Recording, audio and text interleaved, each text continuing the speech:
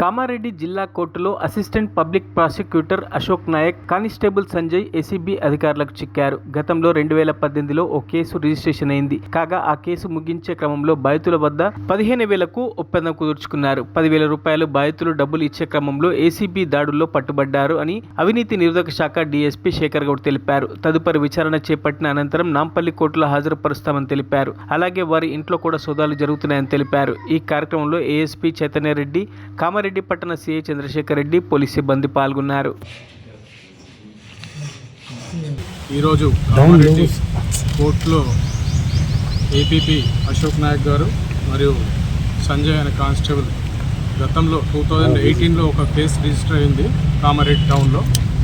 ఆ కేసులో ఉన్నటువంటి అక్యూజ్డ్ ఇప్పుడు కంప్లైంట్, ఆ కంప్లైంట్ దగ్గర 15,000 రూపీస్ డిమాండ్ చేశారు లంచం. అది ఎందుకంటే అతని కేసు తొందరగా ఎండ్ చేయడానికి గాను, తర్వాత అక్విట్ చేయడానికి ఆ కేసులో 15,000 డిమాండ్ చేస్తే అతను బతిలాడితే ఒక 10,000 ఇవ్వని అని చెప్పేసి బేరం కుదిరింది వాళ్ళకి. గత వారం నుంచి అతను మా దగ్గర తిరుగుతూ ఉన్నారు.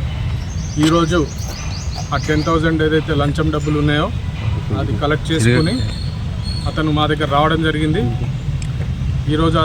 ఈరోజు అశోక్ కుమార్ నాయక్కి మరియు సంజయ్కి ఇస్తుండగా రెడ్ హ్యాండెడ్గా పట్టుకోవడం జరిగింది ఏసీబీ. తద్వారా వాళ్ళను ఈరోజు విచారించి రేపు నాంపల్లి కోర్టు ఏసీబీ కోర్టులో రిమాండ్ నిమిత్తం వాళ్ళు అక్కడికి తరలించడం జరుగుతుంది.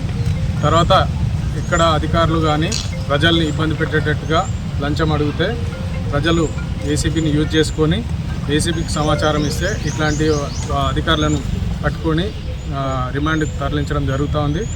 1064 అని టోల్ ఫ్రీ నెంబర్ ఉంది.